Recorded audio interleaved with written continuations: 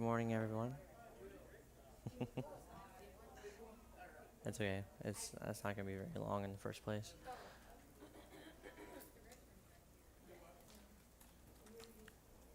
I'm trying to extend this stuff out as much as possible so that I can keep going. I'm live. Oh shoot. Good morning. Um, I didn't realize. Hi everyone that's watching. Welcome everyone that's here. It's hopefully it's a beautiful and blessed morning. Everyone had a great sleep. We had our outreach thing that we were doing in Springfield yesterday.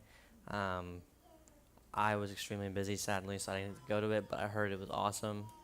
But for everyone that did come, we appreciate it. We very much appreciate it. Um, but this morning, we're going to focus on something else. So last week, we were talking about the fear of health, the symptoms that come with the fear of health, and what it means to be dealing with an idea of how you fear ill health. And this week, we're talking about the fear of the loss of someone you love, or the loss of love in general. So Napoleon goes on to say in the book, he says, the original source of this inherent fear needs but little description because it obviously grew out of man's polygamous habit of stealing his fellow man's mate and his habit of taking liberties with her whenever he could. So he's talking about nowadays men are sleeping around, right? Like even now we very much emphasize the whole idea of sex online and all this different stuff, and like it's become a normal thing to everybody. But jealousy and other similar forms of neurosis grow out of man's inherited fear of the loss of love of someone. This fear is the most painful of all the six basic fears because it probably plays more havoc with the body and mind than any of the other fears that we've talked about so far, as it often leads to permanent insanity. And if you really think about it, when you really lose someone you love, right, sometimes that can really send you down a huge loophole, right? I remember after I graduated high school and my grandma died, I wasn't planning on doing anything. I was thinking like, hey, I'm still gonna try to like be responsible and not try to make any dumb decisions. And after she died, it hurt me a lot. And I had friends around me that weren't the most influential, so I went and hung out with them, and we went and walked around and just did stupid things. And I realized I was like, whoa. In that moment, it's because I lost something, and I let that affect me so heavily that it basically decided half of my decisions after I graduated high school, which was not the right way to go about it. But the fear of the loss of love probably dates back to even the Stone Age. When men stole women by brute force, they continue to steal females by their technique has changed nowadays. So we're still, like I said, this whole prostitution thing and sex trafficking and all this other stuff nowadays is still very big, just on a higher scale and more intellectual, which is really bad. But instead of force, they now use persuasion, the promise of pretty clothes or motor cars and other bait, much more effective than physical force, right? We're using methods to bait children, and it doesn't matter what gender you are, men or women. People are baiting children even, girls and boys into the most messed up things with whatever they can. So man's habits are the same as they were at the dawn of civilization, but he expresses them differently now.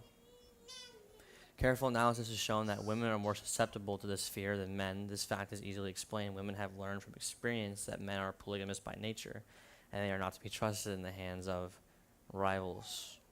So when we distinguish these symptoms, what it means to have a fear of loss of someone, first is jealousy. Napoleon explains jealousy as the habit of being suspicious of friends and loved ones without any reasonable evidence or sufficient grounds. Jealousy is a form of dementia praecox, which sometimes becomes violent without the slightest cause. I don't know if you ever dated someone, right, or had been in a relationship, or currently even married, if the person that you're with has like a small hint of jealousy, sometimes it might just kind of go from this to that. Like it's a little bit of an overreaction. They're like, I heard you were hanging out with so-and-so. Yeah, we were just watching a movie. Is that all you were doing? It's like, yeah, that's all we were doing. Why didn't you bring me along? Well, I didn't think you wanted to come. Well, that's rude. And it's just like, it just gets super expressive, and then it starts to get out of hand, and you're like, whoa, it was just a movie. And I was with like my family. I'm confused why you're upset about that. It's like, you didn't invite me, blah, blah, blah, blah. And it's like, turns into this argument, right? So it's like, it can be a little bit annoying sometimes. But he goes on to explain that jealousy, the habit of accusing our wife or husband of infidelity without grounds as well. It's one of those things, right? How oftentimes or not do people, just because you're out hanging out with some friends or whatever, does your significant other sometimes like, you weren't cheating on me? No, I wasn't cheating on you. And you're like, and they're like, uh-huh. You were out with them though. I know they're talking to girls. They probably had girls with them. Are you sure you're not? And it's like, relax. What in the world? But like, it happens, right? Too many relationships nowadays, there's too much jealousy going around. Because of that, this general suspicion of everyone with absolute faith in no one is the literal idea of jealousy. Jealousy is just something that happens when you really have no real evidence, right? Usually when you have evidence of someone doing something wrong or actually upsetting you, you can point it out. But jealousy tends to come from an idea or perspective of having no idea if the person actually did anything or not. You're just being suspicious and not trusting them and automatically just pointing out some flaw that may not even be true in the first place. The second symptom is fault finding, the habit of finding fault with friends, relatives, business associates, and loved ones upon the slightest provocation or without any cause whatsoever. So you just blame someone regardless, even without any fact or evidence, like I said. So jealousy sparks is randomness, right? Jealousy is random. It just kind of pops up and you get upset about something that you probably have no reason to be upset about. And then fault finding is purposely finding a reason to be upset with them that's not true in the first place. You're blaming them or trying to add on some kind of provocation to make them upset without any cause whatsoever. The third symptom is gambling. And this comes in all forms. The habit of gambling, stealing, cheating, and otherwise taking hazardous chances to provide money for loved ones with the belief that love can be bought. Which, if you know God, God is not someone that can be bought, right? So if God is love, and you can't buy love, and you can't buy God, then of course you can't buy someone's love, because no matter how much money you spend on someone, if they don't actually love you, it is a complete waste of your money at that point. You have no reason to be spending money on that person. The habit of spending beyond one's means or incurring debts to provide gifts for loved ones with the object of making a favorable showing. Sometimes this lacks in insomnia, nervousness, lack of persistence, weakness of will, lack of self-control, lack of self-reliance, and a bad temper. So oftentimes or not, when you are afraid of losing someone you love, these are the three things. You end up becoming jealous. You start finding fault in something that may not be true. You start to gamble away your idea of what love really is, and then you start to experience these symptoms of you start freaking out, right? You start getting upset about things easier. You're less persistent in the relationship that you have. You become more weak to their will instead of trying to live with yours, right? And also trusting in God to provide, actual evidence to keep the relationship prosperous, right? And then you're not being very controlling of what's going on. You're not being very reliant either.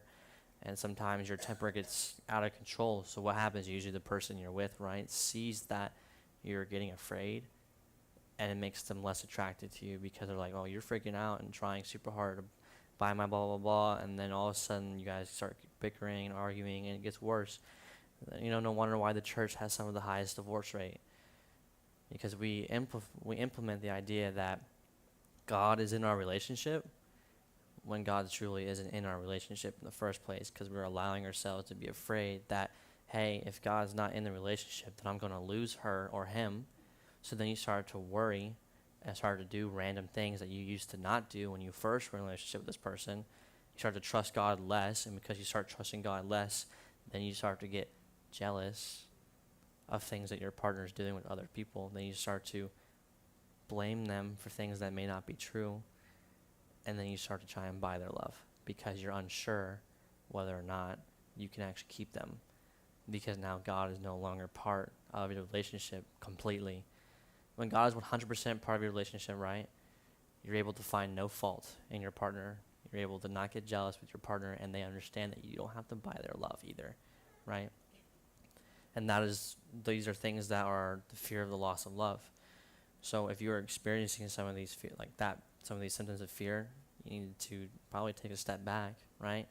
And start trusting God to help you to understand what you need to do differently, how you need to start trusting Him better, and what step you need to take to not experience these symptoms. Another fear that we're talking about, the fear of old age. A lot of people have a fear of old age. There are 20-year-olds who are afraid of getting older. I don't understand that. I'm like, man, you are 20. You are at like the peak stage of being like capable of taking care of yourself and being healthy, and you're over being afraid of being 60. You don't got no reason to be even worried about being 60 yet till you get to 60, and even then, don't worry about it. God says you're forever young, right? And He says if you're forever young, you can push forward, move on, live a healthy life, even without being worried. You don't got to be afraid of old age. Like, we got plenty of people here that are a little bit older, but they ain't afraid of old age. Dwayne's still working on stuff all the time that, honestly, I don't even know how to work on, and I think I wouldn't be able to do, but he could do it. So, you know what I mean? Like, and also with age comes wisdom as well, usually. We've also talked about that as though sometimes, right? I think some of you remember this, right? Remember when I talked about sometimes, yeah, age comes with wisdom if it's proper wisdom. If it's proper wisdom. Not everyone who is older has proper wisdom. So that's why once you get to, I don't know, when I turned like 20, 21-ish or whatever, around that time, I started realizing some different things. I was like, okay, first off, being afraid of old age makes no sense to me. I don't gotta be afraid of getting older because God's gonna forever keep me young anyways, right? Secondly, if you're gonna find someone who's older who has wisdom, make sure they have proper wisdom. You don't want to look up and like read information, because there's plenty of books out there as well from people who have quote unquote wisdom on certain stuff or experience, but when you start reading through that book, it all seems ridiculous. You're like, does this really help people? Not usually. Sometimes it does. It depends on who you are actually doing the research with, who you're looking to, because like I said, some people who are in that era don't always have the most wisdom. But in the main, this fear of old age grows out of two sources. First, the thought that old age may bring with a poverty. Some people think when they get older, they're just going to get poorer. They're not going to have much money, or they're not going to be successful. A lot of people that have fear of old age just believe they're going to be poor. Secondly, and by far the most common source of origin from false and cruel teachings of past, which have been too well mixed with fire and brimstone and other bogies cunningly designed to enslave man through fear. And the basic fear of old age, man has two very sound reasons for apprehension. One growing out of his distrust of his fellow men, who may seize whatever worldly goods he may possess. And the other is arising from the terrible pictures of the world beyond, which were planted in his mind through social heredity before he came into full possession of his mind. So he's talking about at birth, from your home, being grown up, whatnot, right? Depending on how you were made or conditioned, right? Or like how you were grown up. Sometimes being grown up a certain way can really mess with you when you're growing up, because there are families that will implement the idea that, you may accomplish something, but you're going to die at 70, so, just live your life. And it's like, so if you're going to say it like that, what's the point of living my life then? I could just go do whatever I want and not care, and hopefully I die at 20 then, because it seems like nothing matters. I think there was, last year I met someone my age. I'm 24 now, but I was 23 last year, and I met someone the same age. His home environment was not very good, and the way he grew up was not very good either, and his mental state was pretty bad. And when I met him, he was just still, he was in and out of jail multiple times, and I told him, like, why do you live your life this way? And he said, well, because from an early age, my parents told me I was going to die at 70, that my life isn't really that great, that being old isn't that great, that I'm going to be poor when I get old, and basically that life is not that big a deal, so you should do whatever you want. So I thought, I'm just going to, screw up as much as I want, because clearly if I'm going to die at 70, I'll live long enough to get to 70. And I was like, are you sure about that, though? I told him, if you keep doing this stuff, though, you might die of overdose early on. And he was like, well, if I die of overdose early on, it's whatever. And I was like, he gave no regard for his life because his parents made it seem like when he gets old, it's not going to matter anyways, or he's not going to accomplish anything in the first place. So the possibility of all that comes at a strict cost. Like even people that, like we talked about last Sunday, we talked about ill health. So the possibility of even ill health, which is more common as people get older, is also a contributing cause of this common fear of old age, right?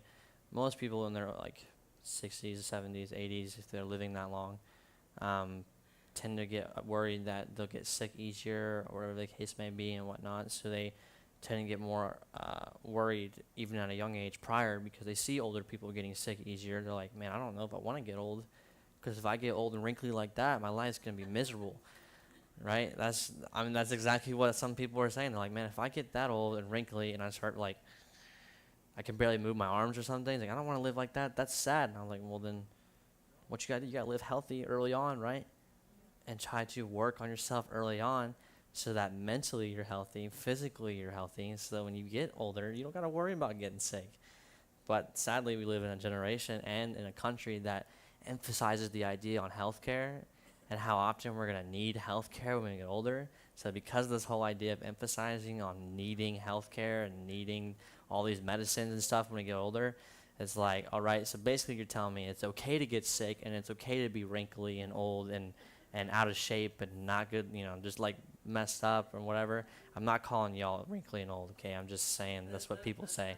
I've never called anyone wrinkly and old in person or to their face, so don't quote me on that. I'm just saying my generation of people, all right? My generation of people refers to some people like that, and it's inappropriate, and it's not right. But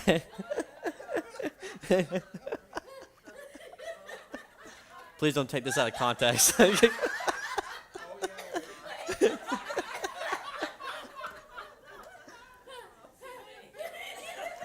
I'm just saying unhealthy, okay? Unhealthy and older. Unhealthy and what? Yeah, I got none. Amen. You know what I mean?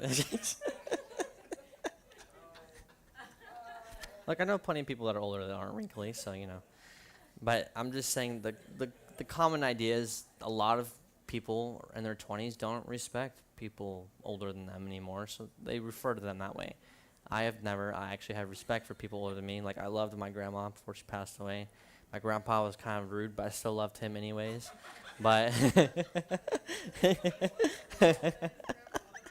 but it's a respect matter though.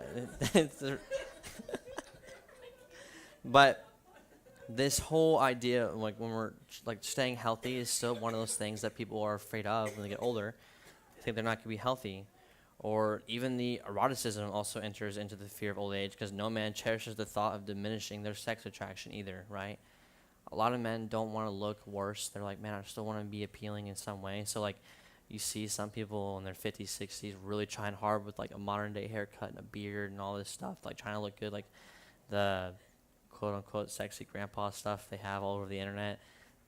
I'm not kidding. People have this definition of what a good looking grandpa is now, and it's bearded, nice combed back hair, shape. No, that's the guy that keeps himself in shape. Clearly, that's not every grandpa. So I was like, yeah. You look great, Dwayne. Gorgeous. God thinks you look gorgeous. She thinks you look great too. But the most common cause of the fear of old age is associated with the possibility of poverty. Napoleon calls it poorhouse. And it's not a pretty word, but that's what he refers to it. He calls it the poorhouse. It throws a chill into the mind of every person who faces the possibility of having to spend his declining years on a poor farm. A lot of people when they get older fear that because they're like, well, we're not going to have much. We're not going to have this. I'm going to live like this. And we broke. Some of them were like, yeah, we're just going to be living off the government with no money, basically. right? I mean, we even have veterans that already feel that way before they get to older age because they know that they're not taken care of properly, and they get homes that aren't really good, and then they are living that poorhouse mentality. But you have to remember, they don't have to live like that. They can find ways to be prosperous, right? Still work hard afterwards and everything, but they just choose not to. Another contributing cause of fearful age is the possibility of the loss of freedom and independence, as old age may bring with with loss of both physical and economic freedom as well.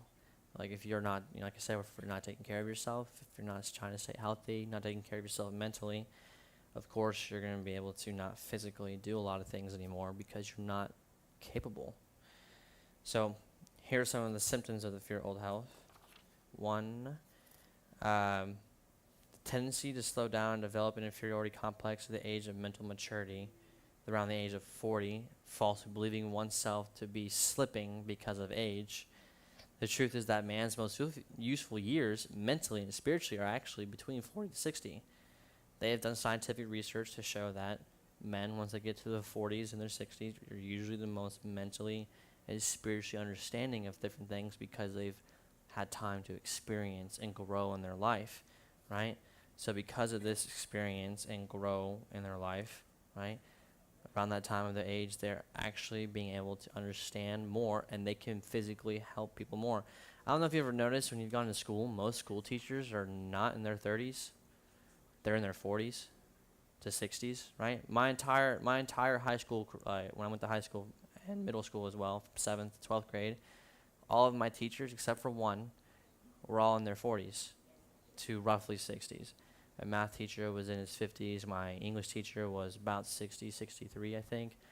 Miss Carricker, sweet lady. I loved her. She was awesome.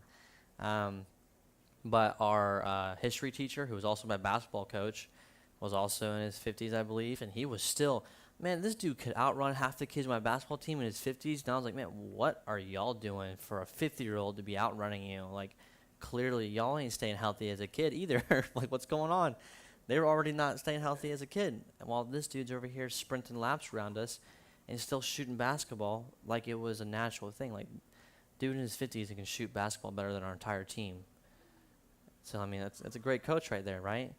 To have someone who's supposed to be better than us, who can show us physically that we can be capable enough. And he was in his 50s doing this. We had one teacher that was in her 30s, but not that she was a bad teacher. She was awesome, actually, to be honest.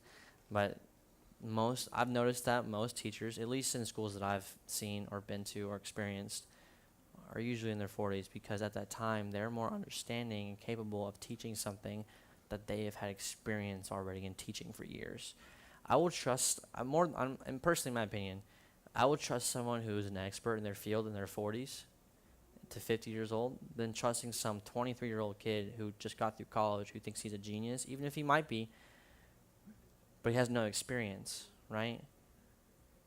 A kid could be a genius in whatever field he wants, but if he has no experience, I don't know if he's very easily trusted. Another symptom or habit is the habit of speaking apologetically of oneself as being old, merely because one has reached the age of 40 or 50, instead of reversing the rule and expressing gratitude for having reached the age of wisdom and understanding, right? There are a lot of people that get to that age and like, man, yeah, I'm getting old. Sorry, I'm getting old, whatever. They make like some weird apology for it, and it's like, I don't understand why you're making some weird apology for it. I mean, my parents are in their 50s and still look amazing. I mean, there are 50-year-olds that have full gray hair or no hair at this point in their life, and it's like, well, clearly they can take care of themselves. Why can't you? I mean, if you ever seen my dad preaching like overseas and stuff, the man's still running around and he has more energy than I do. I played one basketball game 3 weeks ago, and I haven't played any sports or done anything physical for like 2 years, technically. I mean, well, purposely at least, like that physical of an extent. My heart was killing me because I was like, I clearly don't take care of myself. But my dad can run up and down the stage, and he's like, praying for people, and I'm like, I shot one basketball. I think I'm good today. Like, I was like, man, it speaks wonders when someone who is able to show gratitude to God, right? When they can show gratitude to God, Thanks for being able to bring me to an age of wisdom, right? Thank you for bringing me to an age where I can actually make a difference. And because I have this difference and experience and I've gotten to this point, more people might listen, right? Because some people seem to be less to listen to someone younger.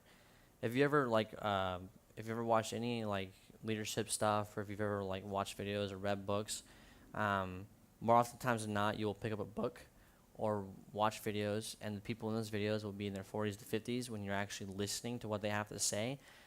There are a lot of people that are 20 something years old. I've seen motivational videos that they do or stuff that they say or how they speak, and I am less susceptible to what they have to say because it's more of I'm not sure I can trust what they have to say because they are younger. I'm not sure what kind of experience they have. I'm not sure how much devotion they put into stuff. And it's the same thing with me. I'm young, and if people don't want to listen to me because I'm younger, and they're like, I don't want to take advice from someone younger, well, that's too bad. You're still going to take advice from someone younger then because I'm okay with doing it. But it's not, it's this idea of it's been implemented into your mindset growing up through school. You don't tend to want to listen to someone who is at a younger age because sometimes they just don't have the wisdom to understand things at a younger age. Now, I thank God for giving me a lot of natural wisdom growing up because without it, I think I would have made a lot more poor decisions. But because of that, God's really helped me get through a lot of different things. So this habit, right? I'm already thanking God for wisdom that He's given me. So I know for a fact when I get to that age, I'm not going to be afraid of old age because I'm going to be thanking God for getting me at an age where I know I can understand more and more and more, right? Because as you progress, the more you're supposed to learn, right? Like before my birthday, I heard God tell me when I turned 24, because I'm growing older, He told me that more stuff will start changing because I'm coming to understand more things, because I am getting older and I'm getting more experience, different stuff, and I'm branching out the way I believe and whatnot and trying to actually like study more and understand God more, right? So you're putting more effort into it and getting more experience, putting in that effort. Like we've been doing this teaching stuff. I've been teaching this stuff for a couple of years. Like how long? A couple of years now? 2 years? Been 2 years now. A year ago, I would have been more timid about being open about what I had to say, and now it's just like a little easier for me because the experience is there. It's growing.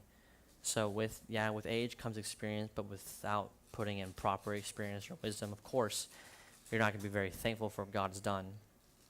Another thing is the habit of killing off initiative, imagination, and self-reliance by falsely believing oneself too old to exercise these qualities.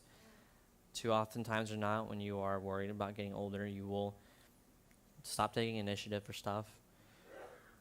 You won't let your imagination just kind of do whatever, right? You don't want it to be, you tend to be less creative. Your dreams don't come very often. You also don't seem to rely on yourself very much anymore because you're letting yourself be clouded by the idea because you're older that these things don't matter anymore, right? That's not true though.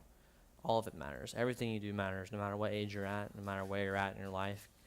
God loves you for how you're growing and for what happens in your life. So like, of course, He wants you to stay creative. He wants you to take initiative. He wants you to do something because maybe you got to take initiative to make a difference, right?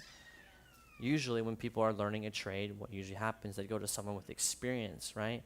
Whose imagination is still broad. They're still doing stuff. I mean, look at Elon Musk. The dude's, getting a little bit older, but he's taking initiative constantly. The man's dreaming constantly. The dude is expressing how he feels. He's reliant on who he is. He understands who he is. The dude is literally pushing beyond the boundary of business when it comes to stuff. I mean, he's doing whatever he wants, literally, because he plans to try and do whatever he wants because he understands that the more creative he gets, the more he can do, right? I mean, this is a dude that created so much stuff now. He's trying to go to space, doing this, doing that, and the creative imagination is so broad. Why stop it when you get older? It makes no sense. Why stop the thing you might be good at, right? Like if you're good at a certain trade, even when you get older, just keep doing it. This retirement plan thing, like my job was trying to make me sign a 401k at 23 or 24, and it's just some little paper thing, and it's like to help have money, when you get older, but like I'm not going to retire when I get to whatever age they said I'm going to be able to pull the 401k out. Like I'm just going to keep doing whatever I'm doing when I get to that age, or if this is what I'm doing for the rest of my life is this, I'm just going to keep doing it because regardless of whatever age you're at, Experience becomes more experience the more you work on it. Your wisdom becomes broader the more you work on it, right? So why stop? Like, if you want to be all that God's called you to be, why stop taking initiative? Why stop having creativity? Why not rely on how you know and the skills that you have, right? Another habit of being afraid of getting older, the habit of man or woman of 40 dressing with the aim of trying to appear much younger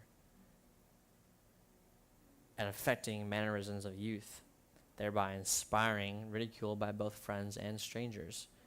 So people trying to make themselves look younger on purpose to appeal to the younger generation, just so that they can stay in the trend of things, you know? Like, oh, I want my kid to like me because I'm trying to be more like, hip and blah, blah, blah, blah. And I'm like, I've told my parents as well, like, we joke around about stuff, but they don't have to be hip to understand how our generation acts because about stuff. They can still act the way they want, because regardless of how our generation acts, my parents don't have to stoop down to our level and be like, yo, yo, yo, what's up, dude? Or something like that, like just all this TikTok stuff and like memes and all these different things we have nowadays. Like, social media has extremely clouded the idea that older people or even parents have to stoop down to their kids' level of mannerisms and understanding and lingo to get along with them, which is not true. If you love your parents, or the parents really love their kids don't have to see them change anything or act like them to get them to understand them better, right? You can still be all God called you to be without your parents having to stoop down to a lower level of understanding, right? They're there to be parents on purpose. They're trying to help you and show you how to break free from how the world's trending act is. Like, everybody steps on the trend train when it comes to stuff. Like, social media is all about that kind of stuff. People will do certain things or step into this. Like, if you ever watch any kind of social media things, when there's a certain item or trend that starts, everybody hops on the bandwagon and starts doing that thing. Like, we had some soap trend thing. I can't remember what it's called, but like, people were literally eating dish soap bar stuff as a joke because they were like, oh wow, dish soap challenge thing, or I can't remember what it was called. It was like some challenge. The pods, that's what it was. Yeah, it was dish pods, those little things they put in, like, no, there's washer. It was a washer and dryer, Tide Pod. Thank you. I can help. I love it. I appreciate it. But it's the Tide Pod thing. Like, a year or so ago, or 2 years ago, I can't remember how long ago, but it became a challenge, like a Tide Pod challenge. Kids were trying to eat this as a joke because it was a trend online, and then kids were dying from it, like, actually, or almost dying from it even too. And it's like, okay, just because it's a trend doesn't mean you have to do it or live by it or do the things that the world shows is cool, right? You don't have to live to the cool standards of the world. The only thing that matters is what God thinks of you. The only thing that matters is what God thinks of you and how he wants you to live and how you're going to live. So you don't have to work or be the way the world says you have to be. So the same thing, when you don't got to be afraid of getting older. You don't have to be afraid of old age or understanding what it means to be older, or worried about dying at a certain age, or worry about not being able to have money or this or that, because when you worry about it, what happens? Usually what you worry about becomes the thing you are going to be, right? Like, if I worry right now that tomorrow work is going to be horrible, more than likely I'm going to go in with that attitude of work's not going to be good, and then I'm going to have a horrible day. Because the day prior, I was worried all day about the fact that work's going to suck. And then I went to work the next day, and I was like, wow, this is horrible. But that's because my mindset prior was already set that way, right? So because my mindset's prior to that, of course. So if you're being, super weird about old age, of course you're going to be afraid about it. You're going to get older and older and older, and while you get older and older and older, you're going to be like, oh my gosh, I'm getting closer and closer and closer to not being able to move my right hand eventually. It's just some stupid stuff like that. I'm being serious. I've had conversations with kids my age, and like, oh, like I said, not that I wasn't trying to be rude or anything, But like, a lot of kids now that are younger, they're talking about, oh, I'm worried about when I get older, I'm not gonna have that much, blah blah blah, and I'm probably just gonna be like weird or have some kind of deformity once I get older. They just like the kids worry about the weirdest stuff for no reason. Well, that's because the education nowadays and the mindset that older people are letting little kids have is to be afraid of getting older, which makes no sense, right? Like I said, I mean, there's people in their 40s and 50s, like my parents don't, who have full gray hairs, like, like their head's completely gray, or they have no, like, whatever, and it's just like, whatever, um, and God, I keep digging myself into a hole. It's whatever, you know what I mean? Like, they just get to that point. So it's like they get too worried because too many people that are older implement this idea that it's okay to be afraid to be old. So they're worried constantly about it, right? So you don't have to be afraid of these things. You don't have to be afraid of being old. You don't have to worry about getting into your 40s and not understanding stuff. You don't have to dress trendy or rely on how the world thinks or try to fit in with how the world is, right? We are outside of this world. Right? We are children of God, and because we're children of God, we have no reason to be involved with how the world acts, thinks, or does things. What you do, though, is if you get on these things, you make a difference, right?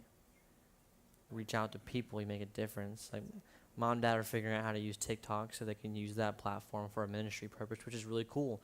I mean, I think it's hilarious because it's TikTok, and it's weird seeing my parents with a TikTok, but I think it's a good thing. It's not they're not hopping on some bandwagon. They just realize that in order to make more difference as well, sometimes you gotta reach out to people who are obviously stuck on their phones staring at TikTok all day, right? I guarantee you can look at kids' phone screen, like they have actual phone screen times where you can look. I guarantee you'll find most kids within 10, I'm not kidding, 10 years old to 17, 18 years old, from those age groups, you'll find kids who have iPhones and TikTok. There's like 6 hours of screen time a day almost on it. They'll just sit there and scroll, scroll, and scroll, and scroll, right? And some of these still have to do with the whole thing of even TikToks, oh man, getting old sucks, blah, blah, blah, and this and that. And they're like saying how bad being old gets. And it's like, so even in social media, the whole idea of being afraid of getting old is being seeped into children's minds. 10-year-olds are seeing that people in their 20s think that being 20 is horrible. Oh man, I'm not in the best condition anymore. I used to be able to run so fast in high school and blah, blah, blah, and whatnot. And it's like, dude, you can still be in the same physical shape you were in high school at 20. And you're making complaints about it on social media. So, of course, you are letting yourself be modernized and showing younger generations that they clearly should not be excited about getting older, ever, right? High school, same thing. If you're ever, like, the high schools nowadays, there's seniors telling freshmen, you know what, bro, trust me, senior year's not that great. I started getting more tired. I feel physically out of shape, blah, blah, blah. There's like a 3-4 years age gap between these kids, and there's seniors telling kids that are only a couple grades lower than them that being a senior is horrible because getting older as a senior stinks. And it's like, where's that mindset coming from? That's the mindset we live in nowadays. People are getting more and more worried about getting older. They're not taking care of their health. They're getting worried about being poor all the time. They're worried about so many different things. And we have all these different fears, right? And it's really sad to see that the church sometimes is not doing anything to make a real impact in school, right? I mean, there's so many teachings in school nowadays that are just absolute bogus, and we're doing nothing to stop it. And being worried about old age is one of those things. Being worried about being poor is another one of those things, right? I mean, there's so many, like, I literally just visited one of my best friends, my childhood best friends, yesterday, and he told me when he was growing up in high school, his teacher, just because he was black, young, lived in a neighborhood that wasn't the most amazing because of where he grew up, had a mom that was not taking very well care of him in the first place. Teacher told him he's not going to amount to anything and there's no way he's graduating. Educators are telling kids nowadays that there's no way they'll graduate just because of their home environment. So he puckered up, worked hard, got decent grades, graduated, and when he shook the principal's hand who told him this, the principal, not the teacher, the principal, he looked at the principal, he said he looked at the principal and just looked at him and just walked off and just took the diploma. And I was like, he didn't have to brag, he didn't have to shove it in their face, nothing, because he understood that he did something that they believed he wouldn't accomplish in the first place, right? Which something we gotta be able to teach kids in high school nowadays, that they gotta learn to just push forward sometimes, even through like all that mess, right? But I'm gonna go ahead and try to stop here because 10 o'clock. I realized yeah. But we talked about, so fear of loss of loved one, fear of death, fear of old age, all this stuff. We'll be talking about the fear of death next week, which is an awesome subject. I'll make sure to kind of go in depth with it a little bit. But, yeah. I'll go ahead and pray. Thank you for everyone that's here, Lord, and for everyone that's watching. I pray that if anyone is experiencing any of these symptoms of feeling like they're going to lose someone or they're afraid of being old, I pray that we cut these fears off right now, that we cut the very demonic presence that is trying to take over their life to make them feel like that they won't be anything, accomplish anything, or whatever the case may be, that they're afraid of losing someone that is around them, that they're worried about these things.